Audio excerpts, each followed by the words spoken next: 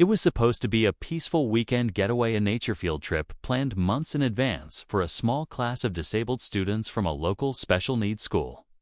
The teachers had double-checked every detail. The parents had packed favorites, snacks and warm jackets, and the bus rolled out of the city with laughter and excitement echoing inside. These were kids who rarely got to explore the outdoors, and for many, this was their very first time in the mountains. But somewhere between the visitor center and the campsite, something went horribly wrong. By the next morning, the school bus was found abandoned near a trailhead. Doors unlocked, lunches untouched. No students, no teachers. No wheelchairs, not a single trace. Within hours, a search party was formed. Drones were flown, helicopters circled the forest, and volunteers combed through the woods. It was as if they had vanished into thin air.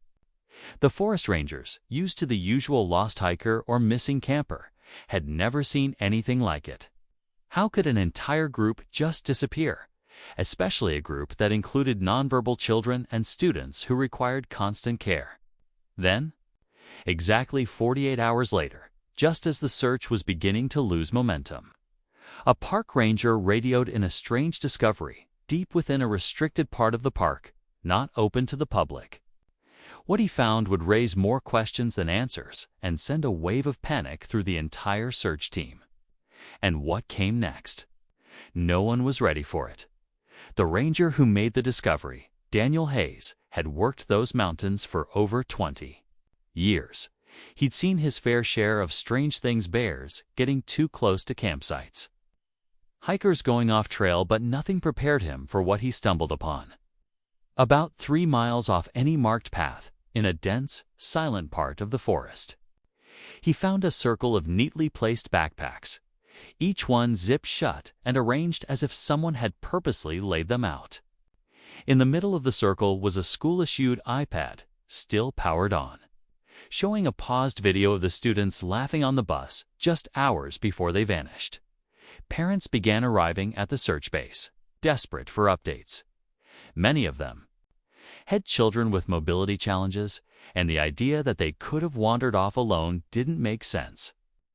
One mother, Mrs. Lopez, whose son used a motorized wheelchair, broke down as she clutched her child's backpack, one of the ones found in the forest circle. The wheelchair was nowhere to be seen. The teachers, Ms. Randall and Mr. Green, were both experienced, trusted staff members. Surveillance footage showed them helping the children off the bus, guiding them toward the trail. But after that, nothing. No trail cameras captured the group entering the forest. It was like they had disappeared between frames. Investigators expanded the search area, but locals whispered that certain parts of that forest had a history of strange lights, strange sounds, and hikers who sometimes never came back. Something wasn't right. As the hours turned into another day, worry grew into fear. A specialized search team was brought in, including scent dogs trained to locate missing persons. But oddly, the dogs would only circle the backpack site before sitting down quietly, refusing to go further into the woods. Rangers said it was as if something was stopping them, something they couldn't see or explain. Meanwhile, back in town, a retired teacher named Mr. Collins came forward with a chilling piece of information. Nearly 20 years ago, he had taken a similar group of students from the same school on a trip to the exact forest area. According to him, strange things had started happening after sundown, unexplained equipment failures, flickering lights, and students complaining of hearing whispers among the trees. Though nothing serious happened back then, he'd always felt like they narrowly escaped something they didn't fully understand. His warning was ignored at the time, brushed off as overthinking. Parents and community members demanded answers. The school board was under fire for approving a trip to a location with such a mysterious reputation. Meanwhile, one of the students' tablets suddenly pinged a GPS signal from a different part of the forest area that was marked off-limits. Due to unstable ground and dangerous ravines, search teams hesitated. No path led there, and the terrain was treacherous. Still, with no other leads, they had to act. But as they prepared to move, a second GPS signal appeared, this one from deep underground. And that changed everything. The discovery of a second GPS signal deep underground sent a wave of unease through the entire search team. It wasn't just the location, it was the timing. Both signals had been silent for over 30 hours, and now, suddenly, they were active again, almost as if someone or something wanted to be found.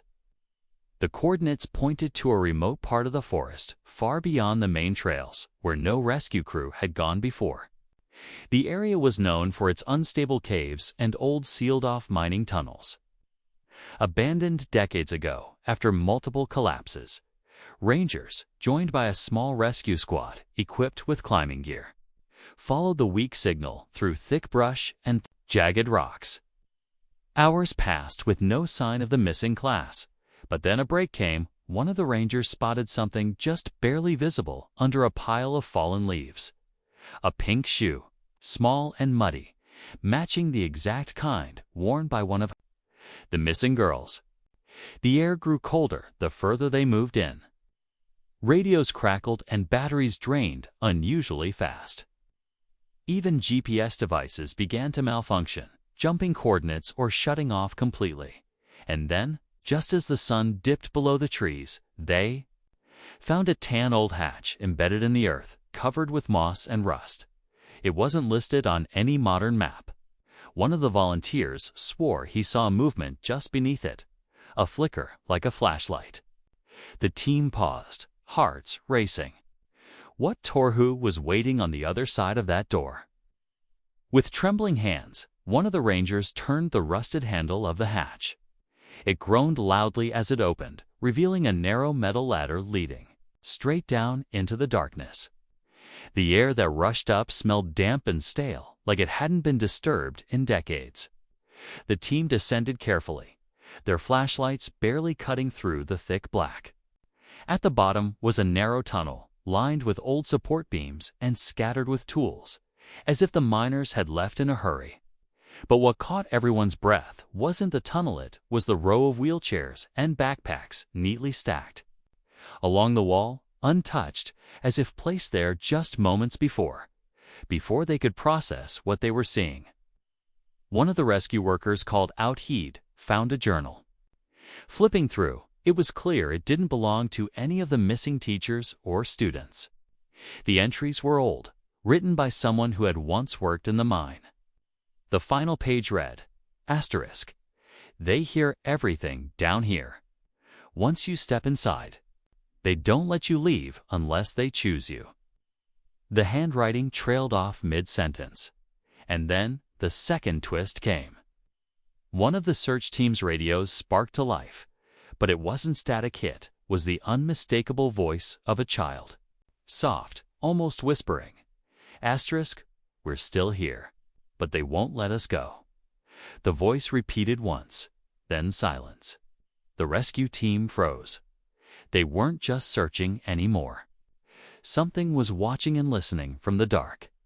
The team pushed forward, now moving faster through the narrow tunnel, their lights bouncing off the damp stone walls.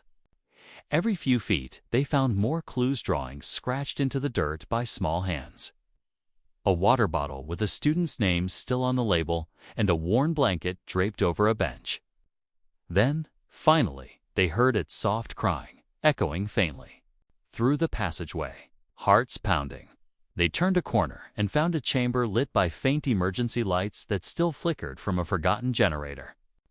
There, huddled together on old mats, were the missing students and both teachers, pale, shivering, but alive. Tears streamed down the rescuers' faces as they helped the kids up one by one. Ms. Randall could barely speak. "They wouldn't let us leave," she whispered, her voice cracking. When asked who they were, she just looked toward a darkened tunnel and shook her head. "We didn't see them, but we heard them. Always." As they prepared to exit, the old hatch slammed shut on its own with a thunderous bang, cutting off all signal and light. Panic surged. But then a new light appeared, faint and green glowing from a crevice in the wall. A hidden tunnel none of the maps showed. With no other option, they followed it. Finally breaking through to the surface near a creek miles from where they'd entered. It should have been the end. But days later, one ranger reviewing the footage from his helmet cam noticed something strange at all. Dark silhouette watching them from the shadows. It vanished as the team escaped. No one remembered seeing it. In the days that followed, the town buzzed with relief and questions. All 12 students and the 2 teachers were checked into the hospital, malnourished and shaken, but miraculously unharmed. No one could explain how they'd survived underground for 2 full days with limited supplies and without being found sooner. When authorities returned to the site to investigate, they found the hatch sealed again, this time welded shut from the inside. The mine tunnel beneath it was completely collapsed, as if it had never existed. Reporters and investigators flooded in, chasing headlines like "Disabled Students Disappear, an Underground Forest Mystery." But none of the footage from the Rangers' helmet cams showed the path they took to escape. And worse, the silhouette seen in that final clip appeared in only 1 frame tall, unnatural, and just behind the group before vanishing.